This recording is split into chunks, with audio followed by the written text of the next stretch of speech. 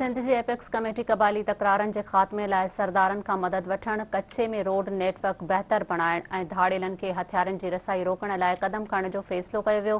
IG Sindh Karachi जे दाख़िली रस्तनि समेत शहर जे 11 हंधनि ते एहतिजाजनि ते पाबंदी हणण जी सिफ़ारिश कई वई।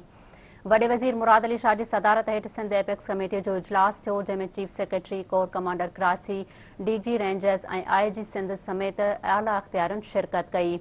इजलास में ॿुधायो वियो आहे त कराची में 2021 में 254 माण्हू क़त्ल थिया हुआ, जिन में अक्सर वाक़िया ज़ाती दुश्मनीअ जा हुआ। 2020 में 508 माण्हू क़त्ल थिया, जॾहिं त 15 जुलाई 2021 ताईं मजमूई तौर ते अग़वाउनि जा 28 केसिस थिया, जिन में सिर्फ़ 12 मुस्तनिद हुआ।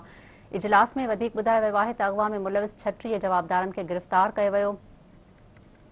2021 में भत्ताखोरीअ जा 74 वाक़िया पेश आया। 72 केसिस मां 62 भत्ताखोरीअ जा केसिस पकड़िया विया, 4 भत्ताखोरनि खे मारियो वियो ऐं 94 गिरफ़्तार कया विया। भत्ताखोरीअ जे 12 केसिस में 5 मुनज़िम गैंग मुलविस हुआ।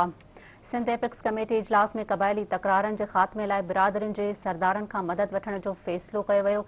कच्चे में रोड नेटवर्क बहितर बणाइण ऐं धाड़ेलनि खे हथियारनि जी रसद रोकण जो बि फ़ैसिलो कयो वियो। एपेक्स कमेटी खे वधीक ॿुधायो वियो आहे त क़बाइली तकरारनि तां 100 माण्हू क़त्ल थिया आहिनि, जिन में तेगाणी बजाराणी तकरार तां 28 ऐं सब्ज़ोई चाचड़ तकरार तां 12 ॼणा मारिजी विया। IG सिंध ब्रीफिंग ॾींदे चयो आहे त हलंदड़ साल घोटकी, सखर, कशमोर ऐं शिकारपुर जे कच्चे में ऑपरेशन दौरान 305 ॾोहारी मारिया विया।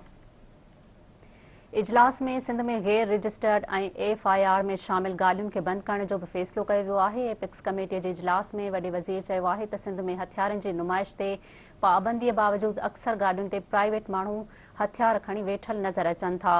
वॾे वज़ीर खे ॿुधायो वियो त सिक्योरिटी गार्ड्स जे रजिस्ट्रेशन जो अमल जारी आहे। इजलास में अफ़गान सूरतहाल सबबि सिंध में सिक्योरिटी इंतज़ाम वधीक सख़्तु करण जो बि फ़ैसिलो कयो वियो।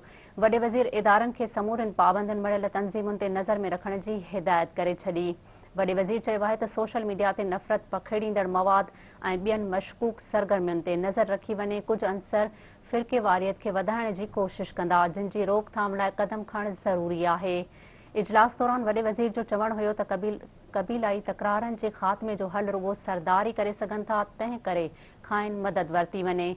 वॾे वज़ीर वधीक चयो आहे त गैर क़ानूनी तौर तरसियल परॾेही पनाहगीर वॾो मसइलो बणियल आहिनि। उहे न रुॻो अमन अमान पर शहरी सहूलतुनि ते बि भार बणियल आहिनि।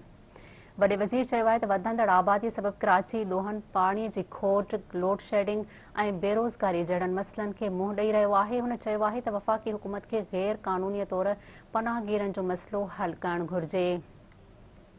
मुराद अली शाह चयो आहे त पाकिस्तान पनाहगीरनि बाबति गॾियल क़ौमुनि जे मुआहिदे ते सहियूं न कयूं आहिनि।